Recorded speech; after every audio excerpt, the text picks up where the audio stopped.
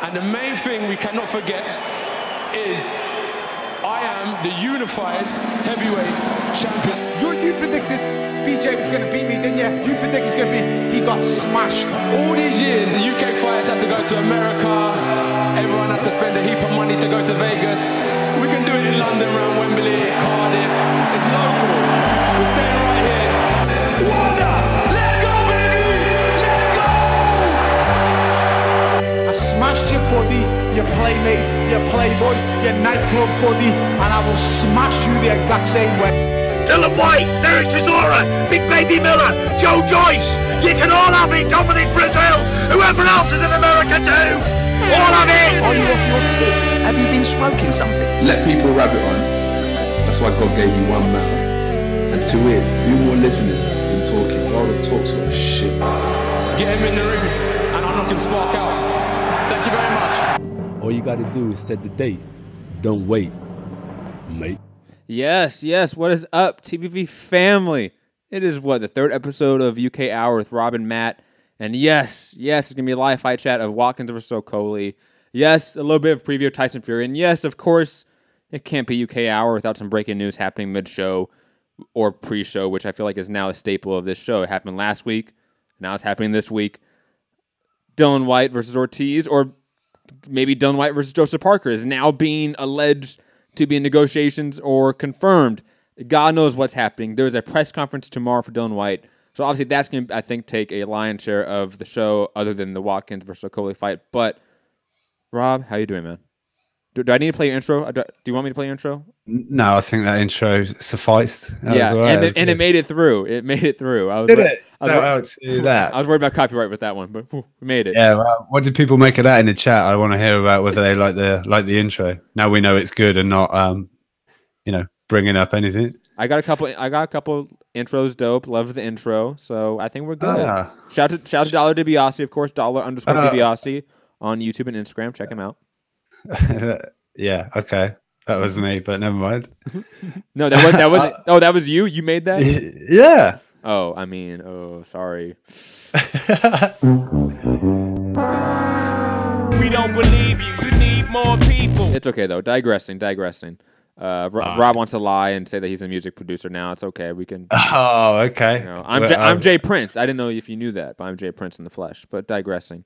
I don't know what that means. But anyway. I don't really know where to start because the Dillian White news, I think, has shattered everything. The Okolie fight's not starting yet. I don't know. Where do you want to start, Rob? There's a lot to get into right now because there's Dillian White information. Yeah, I mean. Or lack thereof.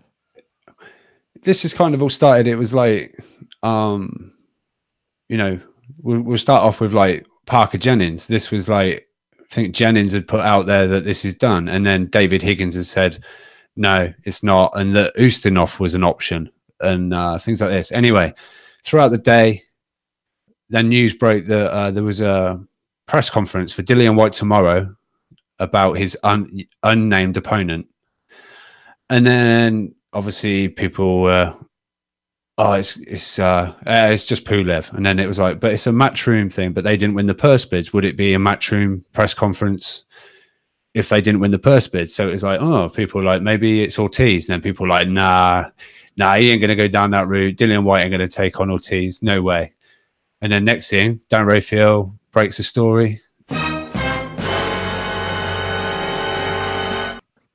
That a deal is done. And yeah, we were getting Dillian White, Ortiz, final eliminator for the WBC. And it was like, wow, shout out to Dillian White going this route. And then... Yeah. And then it was like, nah, it's not happening. It's not that.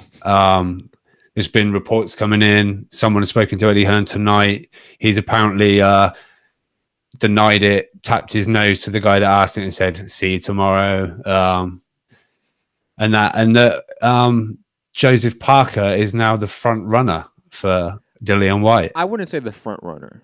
I don't know if that's correct. I think he's in the equation. He's in the mix. Whatever verbiage you want to use, I think you can use that. But I don't think we can say a front runner. Like you have Dan Raphael of ESPN saying it's Luis Ortiz. I have multiple sources telling me it's Luis Ortiz. Everything's confirmed. The press conference for tomorrow is going to happen. Then we have boxing scene articles saying that Luis Ortiz's people are saying that's not the case. Eddie Hearn's saying that's not the case. Now we have Joseph Parker coming out of nowhere when we all thought that was going to happen with Brian Jennings. I was just on this show, not this exact show, but, the flagship show, was it Sunday or Thursday, and saying that, the heavyweight division's all getting figured out. Like, the top of it's all getting matched up right now. And nope, it's not. Not at all. Now we can't figure it out at all. God knows what's up. So what do fans of Dillian White or UK fans want? Do they want a Joseph Parker fight, or do they want the Luis Ortiz fight? In your opinion? I'm not sure, really. I think they just want him to be the mandatory for Deontay Wilder. They want him to have his shot. And then I guess, because some people were saying he doesn't need to go the Pulev IBF route because at some point he's going to get a Joshua fight anyway.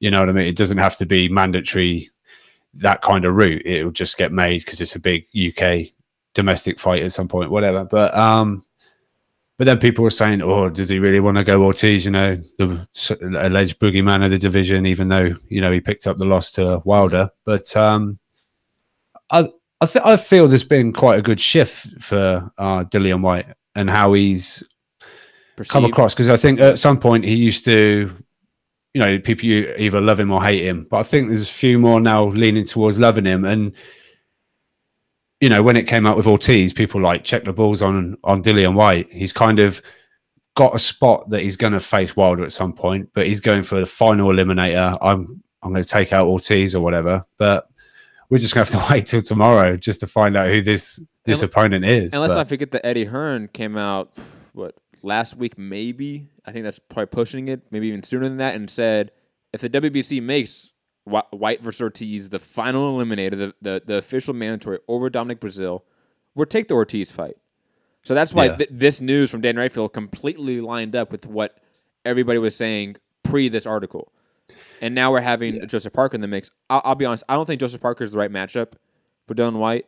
I'll probably even make the argument that I don't even think Luis Ortiz is the right matchup for Dillian White. But out of the people that are involved, Pulev, Ortiz, Parker, Ortiz is the direct shot to a belt, more so than Pulev. Even though Pulev is an IBF mandatory, etc., Ortiz is a mandatory status and a name that we always respect, and a name that a lot of people think beat Deontay Wilder. They think that Deontay Wilder got saved by corrupt judging or officiating, even though I think that's a load of bullshit. There's people that think that. The people that think that Ortiz should have won that fight, and he didn't. So those people are going to then see maybe Dillian White beat him. And that's going to be something to watch. Yeah. It'd just be interesting tomorrow just to see how this all, like you say, lines up. Because then, like you say, the kind of the heavyweight divisions may be slightly a little change in the landscape and how things are sort of going on. So, we'll just have to wait and see on this news, I guess. I mean, we've got Okolie just stepping in the ring now, Matt. AJ's in attendance. Obviously, he's part of AJ Boxing. AJ Boxing. There, they're all on the ring ropes and everything. So, Dillian White's in the audience as well. It's a small venue, the York Hall, but atmosphere's electric. But I guess while they're still doing ring entries and stuff, we can maybe discuss Dillian White a little more. But like I say, until we know, maybe it's all speculate. But it was just like you say, the source was Dan Rayfield, was usually pretty good. Well, it's usually pretty spot on. So it's ESPN, Yeah, and I'm guessing he's got an abundance of decent contacts and sources where he gets his information. Yep, and the press conference is in the morning tomorrow. I'm not gonna give out the exact time because it says do not publicize that stuff in this press release. But it is in the morning, so we should know. For us in the U.S. at least, we should know when we wake up. Especially for us on the West Coast. When I wake up, all this news should be official, and all this information should be out in public. So hopefully, like you said, we get obviously some clearance of what this is, some transparency, because all the matchups involved are so good. Like White versus Parker, White versus Pulev, White versus Ortiz, all good matchups, all of them. So I'm hyped for any of them, to be honest. This Ortiz one to me is just for some reason, it seemed to like break boxing Twitter for a moment. Whenever that happens, you have to like sort of like pay attention to that. That's a fight that captures the public imagination. Yeah, and I just think this is, kind of sort of proof that a loss on your record isn't, his loss to AJ. It sort of hasn't really hurt him in a way. Obviously, winning it would have maybe been, a different story, but he's taken that loss. And I think at the time, after that, he didn't change his Twitter bio and, put the loss on the record. He used to have it in his bio, and people used to get on at him at that. But I think there's been although he still says crazy, mad stuff. There's a sense of him maturing a little bit and growing as a fighter, and he's turned that loss and gone on this run now, and the future, But if we get Ortiz, that's another shout out if it's Ortiz, but. As we're telling you, it's maybe not looking that way, but we'll just have to wait and take promoters' word for it that it's not on until we find out he's actually not on. So we'll find out tomorrow. But yeah, I just want to say shout out to Dillian White because, like we've said, like he has improved drastically. I think in his boxing technique. His jab alone. You look at his jab against Anthony Joshua, and then you look at his jab in his most recent fight. It's night and day difference. Just awareness of distance, awareness of range, timing, like those more high-level skills and techniques, he is starting to learn, So I think he is going to be a guy that, even though he has lost, he's going to be around for a bit. He's still young. And same with Ortiz. Even though he's older, Ortiz having this loss, he's still around. Like, people still consider him a top-quality name. But digressing, of course. Watkins versus Okolie in the ring, round 1 about to start. What's your prediction over here, Mr. Robbie Hearns? I think I'm hoping this isn't going to be, and I really don't think it is, but I hope it's not going to be an Okolie Chamberlain type thing because that was a very messy, difficult to watch fight. But I think this is going to be a little more explosive. For me, Okolie at times can be, if a guy wants to get in close and shut Okolie down, he's not got any options, or he just seems a little limited. But if he can box at range with those long levers, and he's got heavy hands, so I'm hoping this is going to be explosive. I could see Watkins maybe looking to come at Okolie quite early, but we'll have to see how this goes. But I'm hoping for quite an explosive fight. I'm going to edge towards Okolie on this one. I agree. I think Okolie has the higher ceiling. Agree with your assessment on his, height, reach. When he gets behind the jab, he looks, pretty decent. He looks like he can have a good high ceiling in terms of a career. But that last fight with Chamberlain was so bad. That's the problem. He sort of shit the bed in that fight, so to speak, or they both did. It was one of those fights where it just did not work out the way it was hyped up to be. So hopefully he comes in and puts on a performance. I think he needs to. I think he puts on another dud. I think he starts losing that hype, that hype train that's been around him, especially since AJ has attached his name to Okolie. He's, I'm not going to say he's, come over to the U.S. and we know him now in terms of Okolie, but hardcore fans know the name because of AJ. Similar to like people, knew Gervonta Davis at an early point because of Mayweather. There's that effect to it. But he definitely needs to, I think, come up here and get a good win. 8 fights, 6 KOs, still young in his career, but definitely a guy that, if he keeps winning, he's at the top. He could potentially be at the top, make some big fights over here in the U.S. for sure. Yeah, definitely. I mean, I think he's a big cruiserweight. Don't know how easy he makes weight, but he seems to. He's fine, but he's a big guy. But obviously, I think he'd be like a small heavyweight, if you know what I mean. So he's at that, I don't know, sort of a difficult sort of position. But if he can make the cruiserweight his own, then I think he can probably make it. I think he can probably make it pretty easily. Even though he's big, he's tall and rangy, and he's not really like thick. He doesn't pause, but he's not like this really muscular guy with a bunch of mass on him like an AJ, for example. He's more of a Deontay Wilder, like nice skinny frame that's gonna allow you to cut a lot of weight or at least get down to a lower weight than what guys that are shorter than you can do. Yeah. But round 1 starting, so shout Yep. out to Watkins. I'm not really aware of Watkins in any way, to be honest. You didn't do any YouTube research? No, not for this one. No. Uh, No, because I'll be honest, like I did a bunch for the Chamberlain Okolie one, and that bummed me out so much that I was sort of like, I'm just gonna watch this one as a casual fan. Like I'll be the casual for this live fight chat, and plus hit that like button, hit the thumbs up, because what other boxing channel is doing a live fight chat on a Wednesday in the middle of the day in the U.S.? Come on, fam, come on, what are you doing here with your lives? And all super chats in this show does go towards equipment to allow callers eventually, etc. So get those super chats going. Yeah, definitely. Show the love. Come on. But yeah, there's a minute gone for me. Shout out to the Sky Sports Sky Go app not having a pause button that me and Matt can actually link up properly, but we're close enough, I guess. But Okolie sort of behind the jab, going to the body at times, looking quite nice at the moment. He looks a little bit like awkward, I would say, like in his stance right now. I think he is in general anyway. Yeah, true. I agree. He's not your most stylistic sort of footwork and movement kind of guy. He's just looking for that right hand. I think it's quite easy to just disrupt him and get under those shots basically, because every time Watkins gets under that range, the right hand from Okolie goes right over the head. Like it misses every time.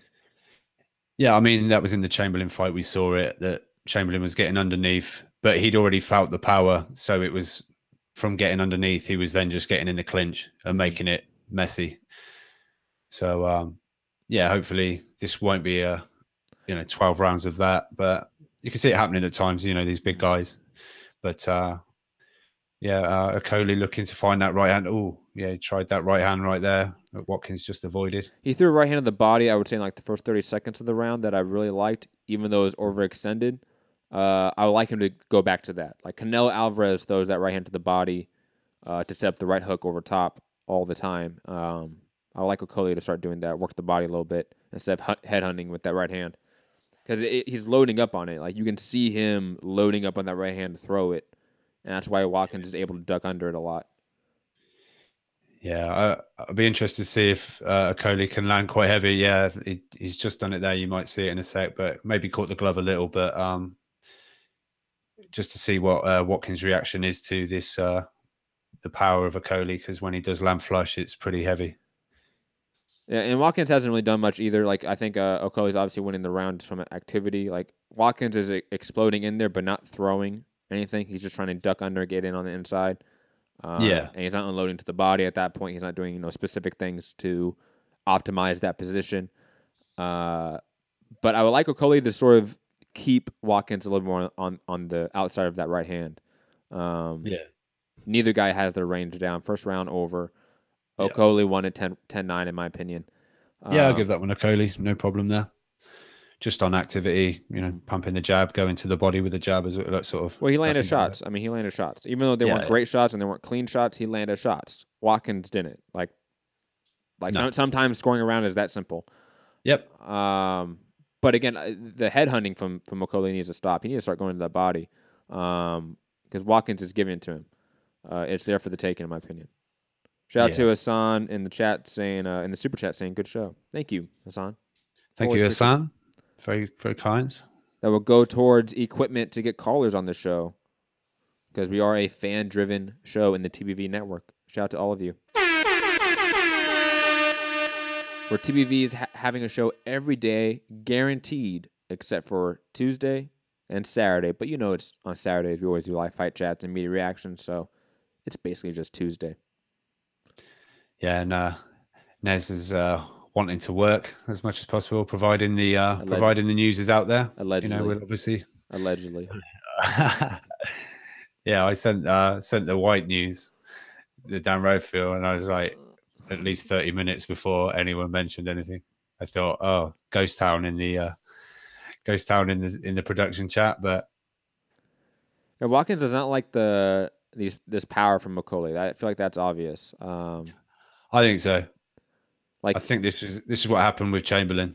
I think if I remember, Okolie did drop him early, and then that's what made him like, I really don't want a lot of this, and it just made it a messy fight because he was just looking to clinch and didn't really do much of his own work. if Okolie had a little more technique, and that'll come with time. He only has 8 fights in his pro career. Get a little more accuracy down, get his timing down a little better. He can start really hurting guys because he seems to have the power, and he definitely has the reach and the height to make guys hurt. Ooh, good left hook to the body after that right hand from Okolie. And he's also going to the body a lot more in this round too. I like that. Yeah, I just always find that Okolie just finds it difficult, in close. This Watkins is getting underneath it, and Okolie's trying to catch him once he's like right in close with the head. He's going in low with it as well, and he's trying, striking with a punch like downwards, and I don't know. He just finds it very awkward, I think. And I think people, having watched some of his other fights, have kind of figured out a way that maybe not necessarily is going to win them the fight, but they're going to negate that right hand, Yeah, and maybe go long in the fight. So, and then anything can happen from there on in. So, I like how Okolie, when he's going forward, is able to land the right hand a little bit more frequently, a little more accurately, I should say. I think he struggles being the counter puncher, to be honest. I think that's what he wants to be, but I don't think he has the technique or the training to do that yet. Yeah, he's pretty raw. He is pretty raw. He's very, very raw. So I think, when he starts going forward and throwing combinations, he actually lands pretty decently and effectively. Maybe he should start doing that a little more instead of being this, sniper that he's trying to be with his right hand. Because Watkins is still ducking under it, I would say, consistently. Yeah, I mean, that's the end of the round there for me, Matt. That's another 10-9 for Okolie, I think. Round's about to be over for me. 10-9 easily for Okolie. He landed good shots to the body that round. Landed some good right hands up top as well. Landed the jab. Watkins did basically nothing in that round as well. And somebody in the chat told me before the fight started that Watkins was the favorite. Was that true?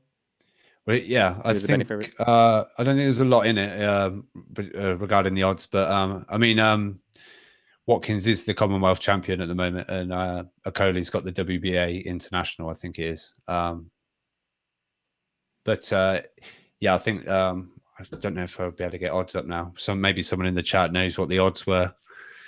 Might not be easy for you to translate if it's in UK odds, but it might be quite close. That's not that difficult.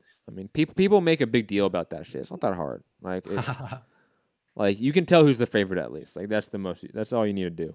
Oh, they're starting to tear up a little bit at the start of the third here. They're both a little bit more loose and going for it. But if Okolie can just get behind this jab again, because I think the last round he tried a couple of straight 1-2s, but obviously Watkins is looking for the right that's coming behind that every time. So if he could just mix it up and then look for the big one and mix it up a little bit. But like I say, he's very raw. But just want this to turn up a little bit because when the big guys start throwing hands, it's exciting, right? True, and you're here to see the big guys for knockouts, so that's always the case. At least for the casuals, at least. Most people don't like seeing people that don't have knockout power in the heavyweight or cruiserweight division. Though there's some that can be entertaining. Like look at the World Boxing Super Series tournament for the cruiserweight division. A lot of those top fights went to the decision, but they were all fantastic fights that were entertaining and highly active, highly skilled fights. You can tell these guys are a little raw. These guys are a little bit more. Okolie's letting go a little bit now, Matt. Well, you're he's down. Watkins down. You're only like 9 seconds ahead of me. Like, what the hell? This is bullshit. Fucking shout out to international streams. Ooh, yeah. Yeah, I heard him with that right hand, left hook combo, and then just poured it on him. Come again with that left hook. Right hand again. Ooh, big left hand. Towels come in. The towels come in. Boom. Over. Yeah.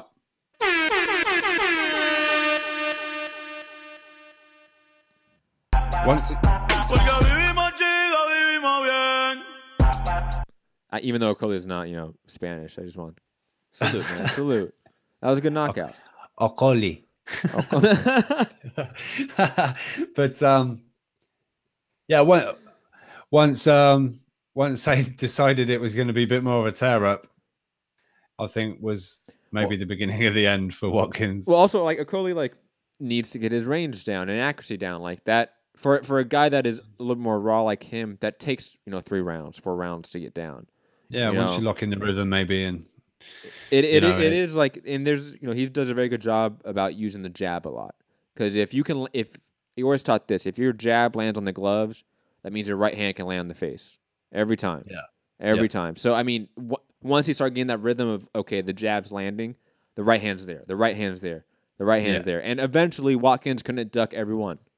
And that happened because he caught him with the right hand first, and then the left hook followed that really rocked him. And then it just kept spiraling from there. A few more left hooks, a couple more right hands. Watkins was down. It was basically over. So salute to Okolie. Good win, especially after the Chamberlain fight. He needed this. Eddie Hearn looking very casual this evening. Shout out to Aaron Kidd in the super chat. Trying to make a point with only 79 cents. We appreciate it. We appreciate every little help we can get. Fan-driven show. Salute to all of you.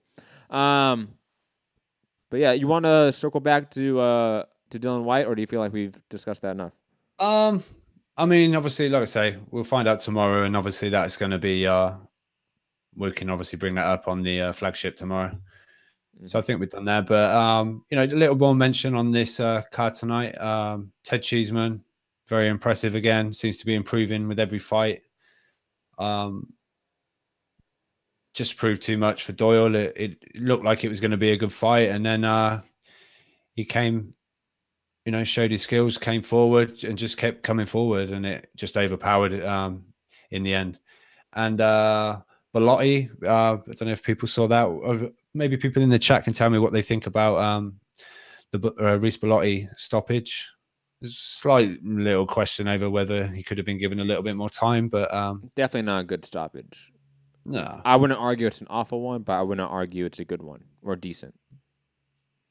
No. And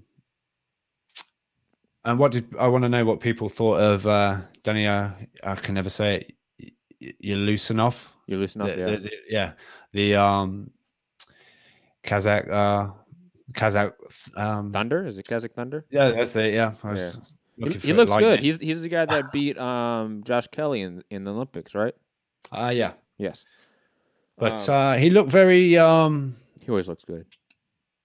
He looked good, but he's like just looking for perfection. I think he looked very elusive. Like you can't.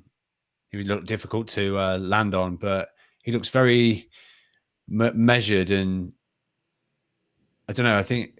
I mean, tonight he could have been a little. I mean, the guy he was in with David Caldwell was on commentary, and he knows him as quite a tough guy. So, Yulisanov landed a few quite heavy, but he just, didn't get the guy out of there. But I just felt he looked kind of inactive. He didn't look. You just thought, come on, we've heard, so much about you. Let's see. But he looks very deliberate, very measured, and he's looking for perfection. But another win, got the decision, easy enough.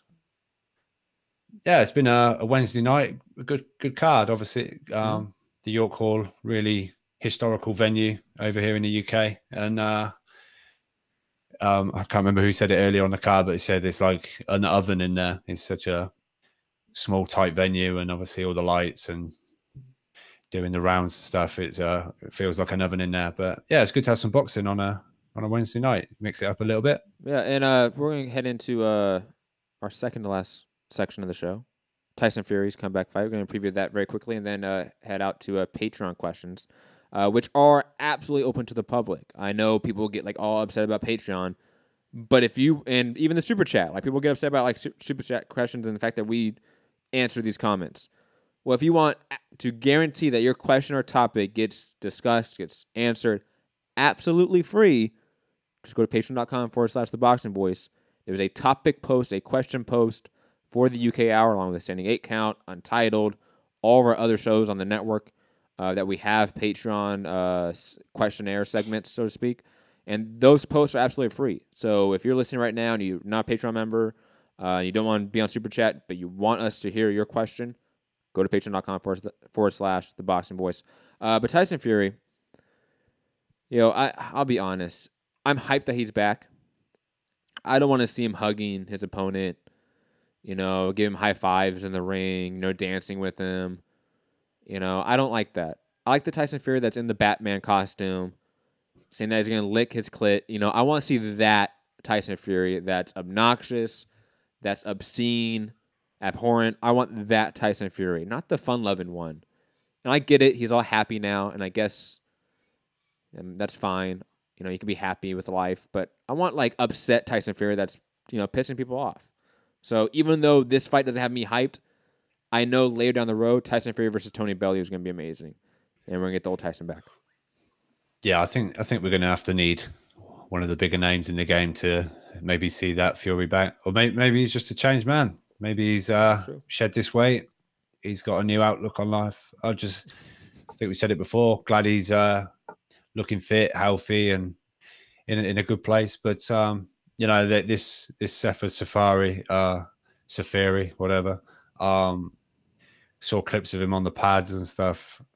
I'm not holding out too much hope of any, decent sort of level of opponent for Fury on this one. But he's been out 2.5 years or whatever it is now.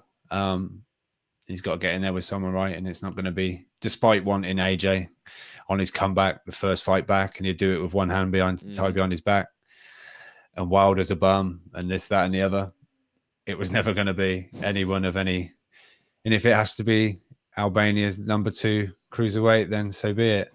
But having seen him on the pads, I might be changing citizenship and looking to clean up the domestic division in Albania. It's so funny because I forget what clip it was where it was Tyson Fury hugged his opponent, one of those Instagram clips, right? And I saw Zafari or whatever come in the ring. I didn't realize that's who it was at first because he was so small. I thought he was his agent or something, just some guy that worked for Sky Sports or something. Not Sky Sports, but was it BT Sports? I thought it was some guy. And I'm like, oh shit, no, that's his opponent. Oh my God, he is tiny. Oh, Tyson Fury might knock this motherfucker out. And that's bad. That's bad. But, salute to Tyson. He's back this weekend on BT Sports. I know you don't have BT, Rob, but don't worry, we're going to find you a link. Don't worry. Wink, wink. Yeah, we'll be good. We'll be good. Because any of you, any Americans that are tuning into this UK hour, you're able to watch Tyson Fury on Showtime, YouTube, and Facebook, apparently. So that's been happening a lot lately, and I like that. Yeah. Didn't you get you had Warrington? We had the Warrington. Albie Warrington on there. That's it's nice, different people picking up the fights so that. So I think that's what we all want, to be able to watch the fights. Maybe speaking on behalf of some Americans that really want some UK boxing, but yeah, no, it's good. We all get to see it. So it is what it is. Frank Warren apparently said Tyson Fury isn't the main event.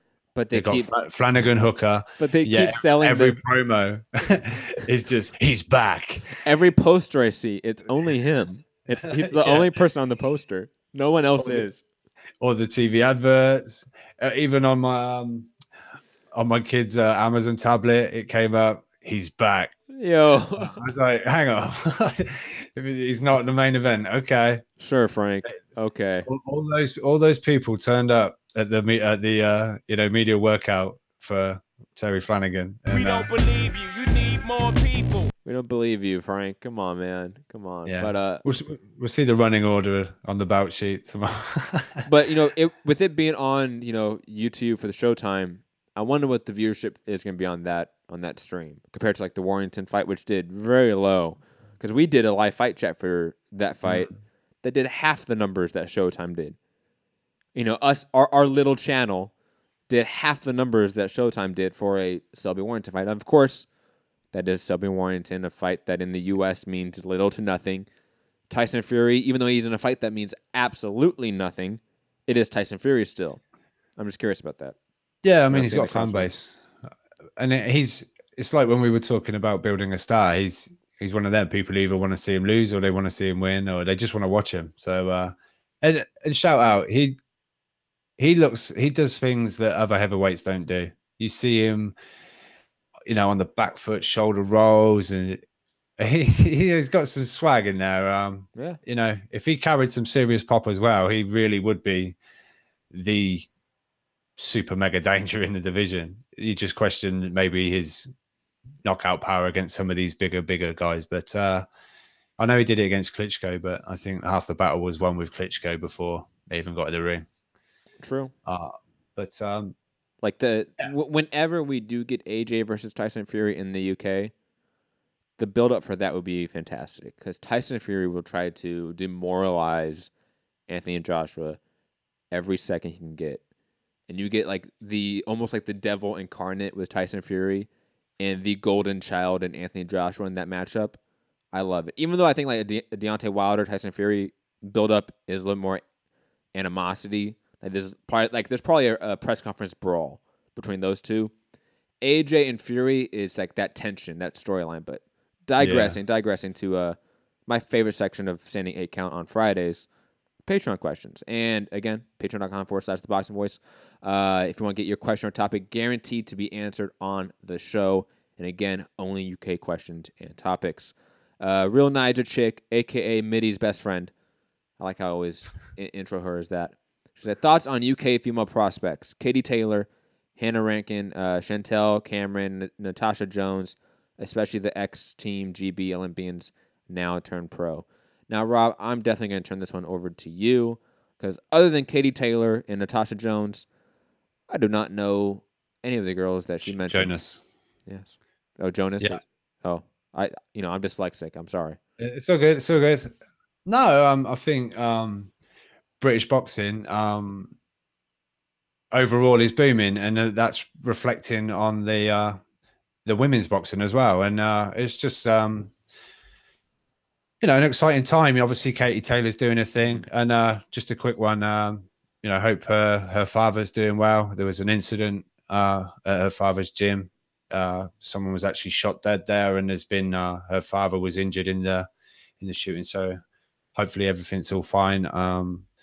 But yeah, obviously, back on the subject, Katie Taylor's gone out there, unified a division and doing her thing. And that, there'll be plenty of women in gyms looking for, their sporting hero or someone to look up to and aspire to be. And that if you've got a champion in your country or, representing a flag or whatever, or I know Katie Taylor's like Ireland and stuff, but we've seen her in the Olympics and winning medals and stuff, and now seeing her winning actual professional titles. It's all good to inspire a generation of women that are coming through. And it seems with Cecilia Brækhus. Yeah, Brækhus getting HBO TV time and things like that. And Katie Taylor was just over there on a HBO card. It wasn't obviously televised, but she was over there on the Daniel Jacobs card. It's great. And just like I say, it's inspiring. And obviously certain promoters, it looks like the money's picking up for these female fighters. So it's not taking up a sport where you're getting punched in the face for little to no money. And I think you addressed it, Matt, that UFC has kind of helped raise women in combat sport. And now that boxing is maybe trying to catch up to that. And I talked about the greatest female boxer of all time. I had that discussion, and whether there is one, to be honest, on my Standing 8 Count, because of Nyjah, she asked that question on Standing 8 Count last week. But yeah, you have the Ronda Rousey effect, and you had this glass ceiling that was broken. I know people hate on Ronda Rousey, and this isn't an MMA show, but there is a connection. Just like there's always a connection between pro wrestling and boxing. Combat sports is just deeply connected, intertwined with each other in the ways the businesses run, the way storylines are sold. They're just naturally intertwined with each other. And because we had a female fighter, somebody that got punched in the face for a living that's a woman, sell 1 million pay-per-view buys as a headliner in the U.S. When that happened, that broke the glass ceiling for everything we're talking about. a direct result of that is people like Clarissa Shields getting Showtime headliners all the time now. Celia Brækhus breaking the glass ceiling in HBO, direct result of Ronda Rousey. You know, rising tide raises all ships. You know, that's what we have here. That we have this MMA effect where women's MMA is being put up there alongside the men at a high level and getting paid well, and boxing is now having that happen. So I don't know the ins and outs of like a Hannah Ratkin or Chantel Cameron, Nyjah, but Katie Taylor is a unified champion. She's becoming someone to pay attention to for sure, even here in the U.S. She's gotten Showtime telecast, or I should say Showtime viewership. She's been on Showtime co-main events with AJ Fights before. You know, we're seeing a start of something. I don't know what it's going to be, but it is something. And I mean, like you said, UK boxing's booming right now. And if boxing's booming, if women's sports are booming, if women's boxing's booming, then of course UK women's boxing is going to boom as well. And all the names you mentioned are a direct result. And again, like a Nicola Adams as well. I know I think she's relocated out here to the West Coast from the UK, but she's another name that, you know, is starting to pick up noise. So yeah, I definitely all of them are going to be people to pay attention to going forward for sure. And the more archaic fans of the sport that might be in our live chat hating this topic, get over it. It's 2018. You know, wake up. It's the modern era. But yeah, I mean, shout out to all the women making waves in the sport right now. You know, salute. Insightful Ryan. Sorry, do you want to say anything before we move on? I just agreed. You know, these women are getting punched in the face probably harder than some people in the chat are getting punched in the face. So fancy your chances. Get down the gym. Yeah, I'm sure some women in there could school you, but I know. I think there needs to be a shift because there is a stigma around women's boxing, but I think that's slowly getting broken down. Definitely. Especially the high end women boxers. They show skills just like the guys are showing skills. You know, crazy hands, Katie Taylor, very busy boxer, things like that. You know, Clarissa Shields, obviously not from the UK, but you know, exciting fighters to watch. I understand the early days of women's boxing. Maybe it wasn't quite like, you know, mind-blowing or exciting, but I think that's changed big time. Or I would even argue that like right now we're still in a pioneer stage of the sport.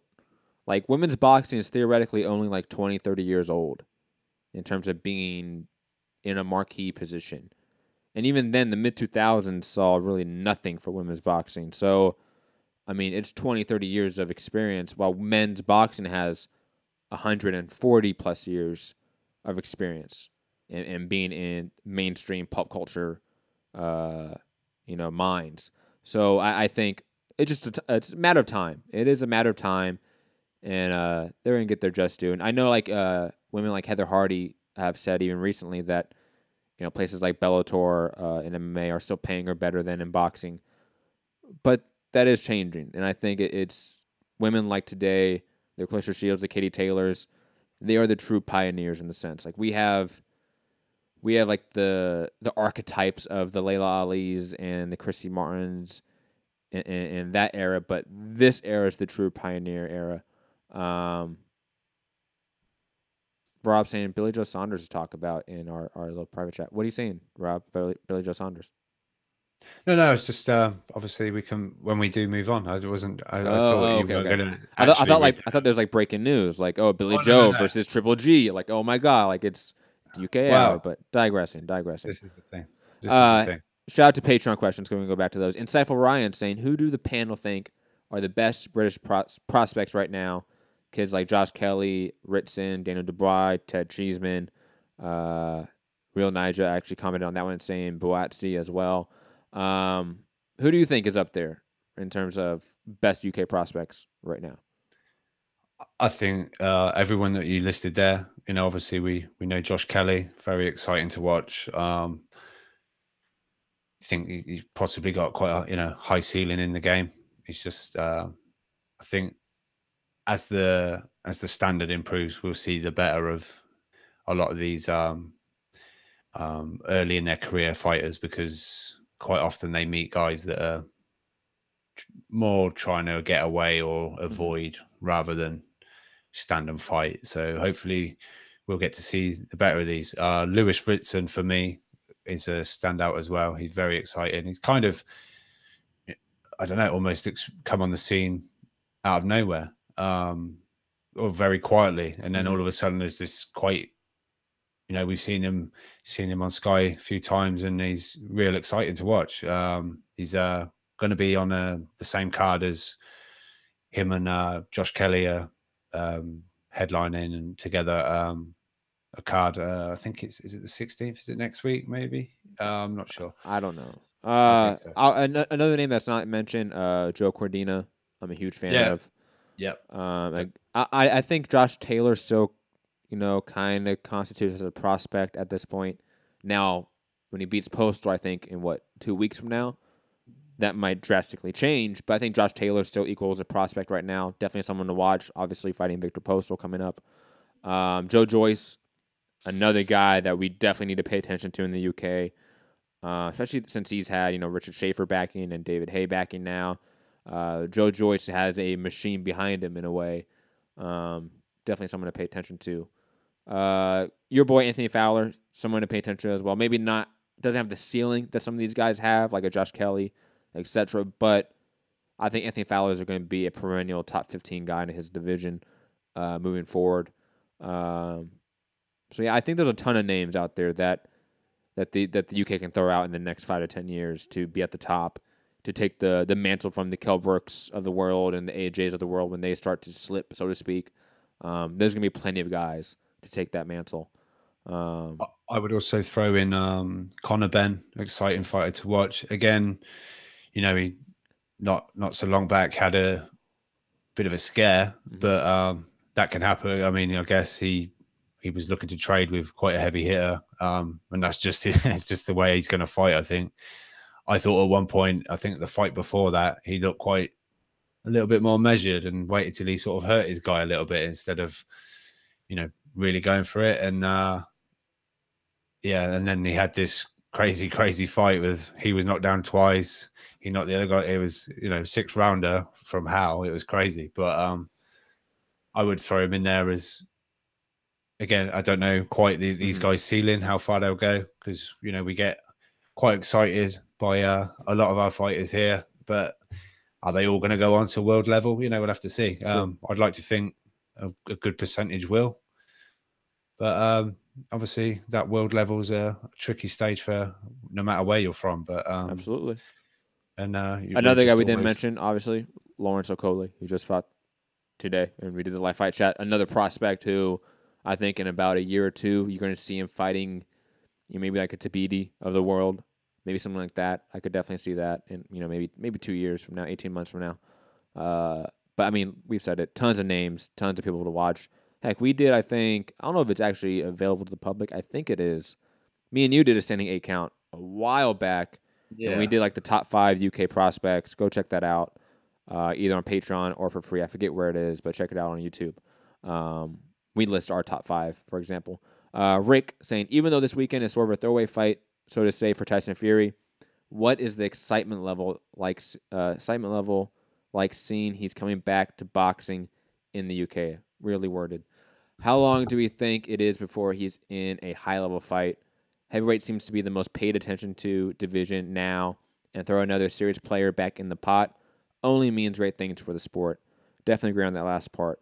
I think Tyson Fury is going to whoop Zafari's ass this weekend, knock him out within 6 rounds, and then fight Tony Bellew. And then I don't know what people think about that fight, but I think that's a high-level fight. So I think probably maybe December, November, maybe first quarter next year, you're going to see Tyson Fury versus Tony Bellew in the UK, and that's going to be a fantastic fight. Yeah, I mean, I think... sorry, who was the guy that asked this question? Rick. Was it Rick? Yes. Rick, yeah. I think he was asking what the hype level is over here regarding his comeback. It's kind of like people know what it is, and they've kind of gone like, "Who the fuck is that guy?" Like for the for the opponent. But I think Tyson's got a great following. And I think people are just excited to have him back rather than the actual fight. So, and do I see the Bellew fight? Maybe. I think there might be one in between that. He might get another one in. What are we now? June, maybe August. I don't know. I think there'll be another kind of soft touch, and then maybe, because I think Frank Warren at the time said we're not looking for a big name yet. I want to see Tyson needs rounds under his belt. He's been out for 2.5 years, and he was looking at like 4 fights before we really seriously looked to match him up. I think that might be quicker. I think it might be quicker than that. I think Tyson Fury won't allow that. I think the second Tyson Fury steps in there and has a great performance, I think this weekend he's going to have a great performance. He's gonna think he's the best in the world, and he still thinks that. Like, that's the thing. Like, Tyson Fury still thinks he can whoop everyone in the division with one arm. So you're gonna tell me that little tiny Frank Warren is gonna tell 6'9" big ass Tyson Fury, nah, slow down there, big fella. We're gonna take 3 more fights, then fight a Tony Bellew. I think that'd be a big mistake for Warren anyway. I do as well. I think for backlash, there was already a backlash on this because when it first came out, there was rumors this was going to be pay-per-view on BT Sport, and then rumors came out for the opponent, and they're like, "Get the fuck out of here!" You know what I mean? It was like no chance in hell this count, and then he was like, "No, it's not a pay-per-view." I don't know if he maybe planned it, and then just got big reaction online and was like, "Oh, we can't do this pay-per-view." I don't know. Surely not. I hope to think that Frank Warren didn't think this could be. But if he then puts another soft touch in, and then another soft touch in, and then another one, I think people are gonna really turn against Frank Warren on that. So especially the more and more that Tyson Fury talks crazy game. And plus, along that line, like, you never know when a guy is going to have another mental breakdown. Like, not to be a little bit of a pessimist, but you strike while the iron's hot. Like, he's 100% healthy. He's in shape right now. Get him this little comeback fight, and you throw him back in there at the top. Because you don't know when he's going to snap again. Or hell, in today's age, say something that you cannot take back. You know, like, that is, not to think that way, but it is Tyson Fury. Tyson Fury says some crazy shit. You know, like, he's an explosion waiting to happen. So strike while the iron is hot. Get your money fights in. Tony Bellew is a money fight and a completely winnable fight for Tyson Fury. Take that ASAP. And you know what? I'll allow one more tune-up, and it's only because of the build-up. And I don't know if he is allowed to fight because of suspension, but Shannon Briggs. Like, you throw Shannon Briggs in there, I think a lot of people sort of don't care about that one. You don't get the negativity as much. But you have to strike now. You have to strike now with him. And I think the Shannon Briggs fight only works if he doesn't look great this weekend.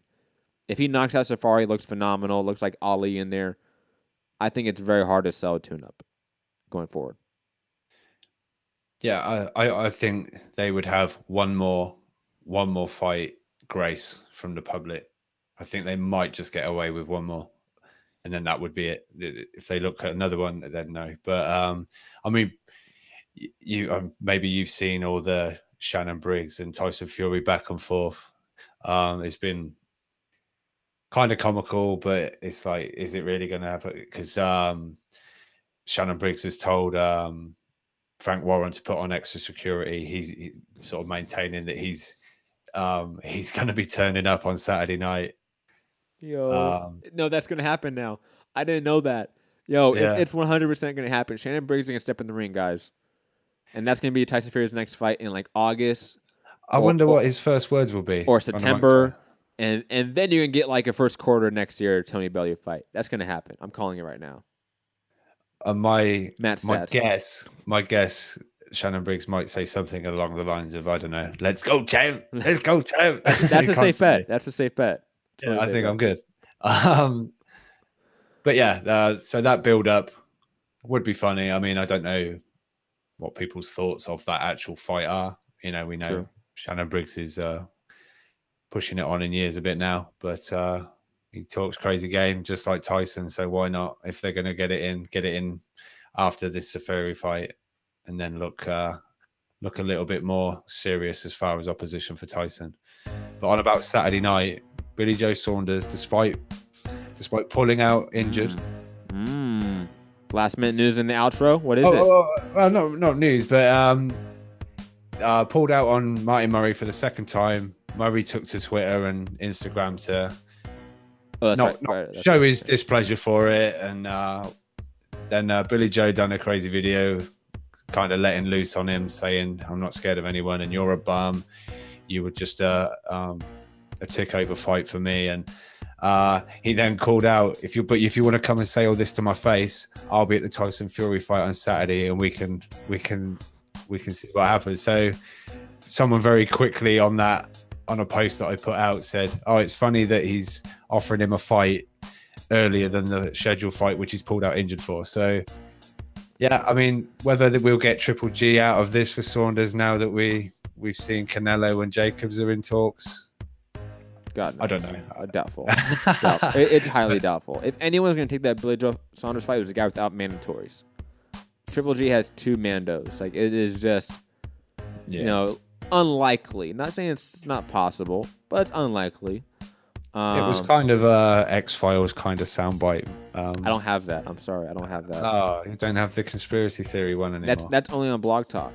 That soundbite's on Blog Talk. Yeah. Yeah, Blog Talk has like a separate soundboard with that's like the Mario's like coin, X-Files, the Zach Galifianakis laugh. Okay. The 3-minute bell, the cut it, all that's on Blog Talk. I only have, so much shit. I'm sorry. All right. I'm sorry. But yes, another edition of UK Hour. Hit that like button, hit the subscribe button. Tell a friend, share the show. Patreon.com/ThaBoxingVoice. Help support your favorite boxing channel. It's been another edition of Live Fight Chat too. Like, we've got to say that. Like, it is Watkins versus Okolie Live Fight Chat. Tyson Fury come back this weekend. Dillian White versus God knows who. Could be Luis Ortiz. Could be Joseph Parker. We're going to find out tomorrow morning at a press conference, allegedly, maybe, rumored to be. But yes, I'm Matt the Hips Hunter. You can find me at Matt Hunter TVV on all platforms. Mixed Combat Radio on Patreon, SoundCloud, YouTube, iTunes, etc. Rob. Yeah, you can follow me Instagram and Twitter at UKRobTBV. Just like Matt said, if you want to post questions or topics on the Patreon page, but if you want to hit me up on social media, that's fine. Anything you want us to talk about or dive into, always helpful to help. Voice of the people. You can have your questions answered as and when. So yeah, thanks for tuning in. Like Matt said, hit the thumbs up. Thanks for all the love we've been getting for the UK Hour. Hopefully we'll have more live fight chats for you, and one day you'll be able to call in and tell us that we're talking absolute bullshit. Yes. Shout out to No Ness. # No Ness, right? Power to the people. Yeah, no Batman in here. Peace.